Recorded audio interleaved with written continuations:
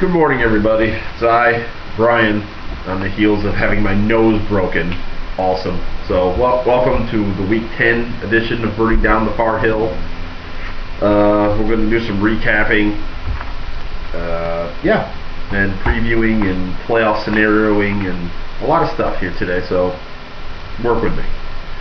Alright, so starting with Blakeham defeating Davis Dynasty in the shocker of the week, 159 to 123. Led by Kirk Cousins, 47 points, but then again, he was playing the New Orleans Saints, so yeah, that could be anything. So, good win for Blakeham, keep him alive. Fat Bastard destroys Bad Dog, 218 to 154. Mike Evans for 37 points will lead the way for the Fat Bastards, and he does what he always does, is beats my dad. Nate rises up and defeats John Boy Special People. Now, I was looking at one thing, it said 127 to 126. I looked at the thing this morning, it said 127 to nothing, like John didn't submit a lineup. Either way, Nate wins.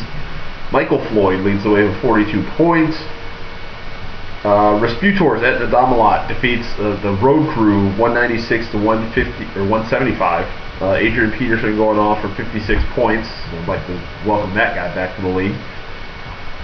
Steel Curtain beats that sinister guy from the internet, 168 to 93, led by Jeremy Langford, 49 points. And lastly, Irish Cop defeats PPYWP, 160 to 102. Antonio Brown, 53 points, but that's par for the course. So, with that being said, here is the playoff seedings as it stands currently. So right now, Irish Cop is the top seed and has clinched the playoff spot. I'll get the division stuff in a minute.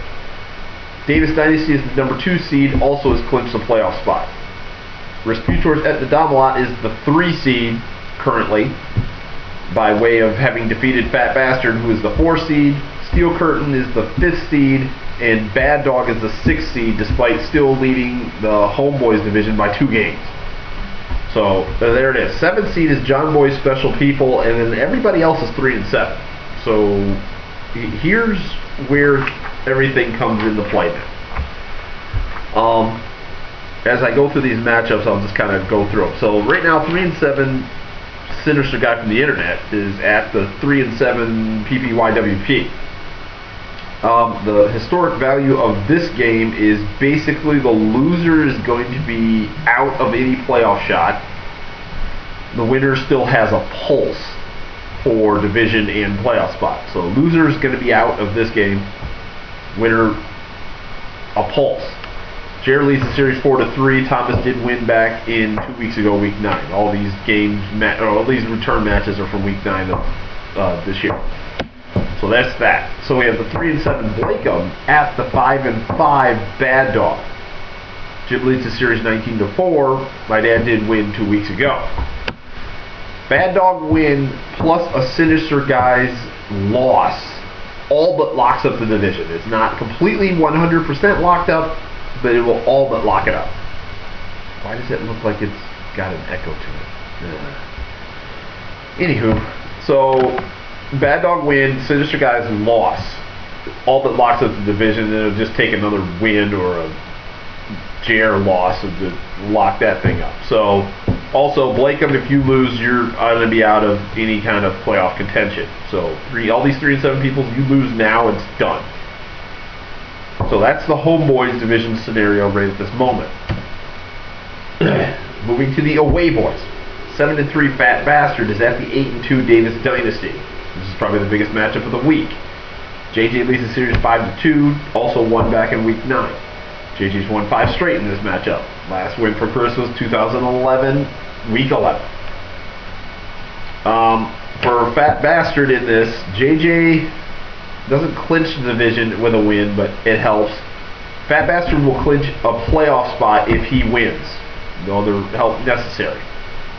So that's pretty much that for that. No really division things there. The other side is the 3 and 7 Native 8 is at the 7 and 3 Resputers at the Damalot. I lose the series 4-0. Won back in week 9. With a win, I clinch a playoff spot. Division, I can't really do anything in division, being a game back, and got to see what happens on the other matchup. So that leaves the Outlanders division. 3-7 Road Crew is at 4-6 John Boy Special People. Josh leads the series 13-11, won in week 9. Loser is basically going to get eliminated, I think. It's going to be tight. I don't think it's officially eliminated, but the loser definitely is not going to look good on that. And then lastly, we have Steel Curtain, 6-4, is at the 8-2 Irish Cop. John leads the series 8-6. John did win back in week 9. Steel Curtain plus a John Boy loss will clinch a playoff spot for him. Irish Cop wins the division, or with an Irish Cop win, he clinches the division. There's our first real win, winning in or winning clinched. He's already clinched a playoff spot, but clinches the division with a win does Irish Cop. So that's where we're at with our clinchings. We're down to 2 people left in the Survivor pool thanks to that hellacious week of picking games if you actually tried to pick all those games.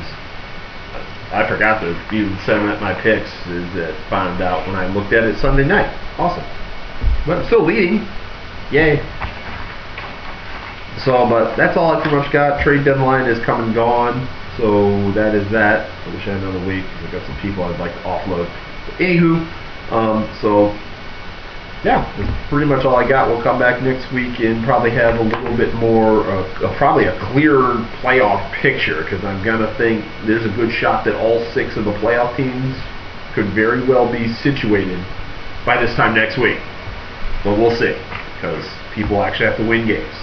So with that, take me, my broken nose, out of here. Talk to you guys later. Out.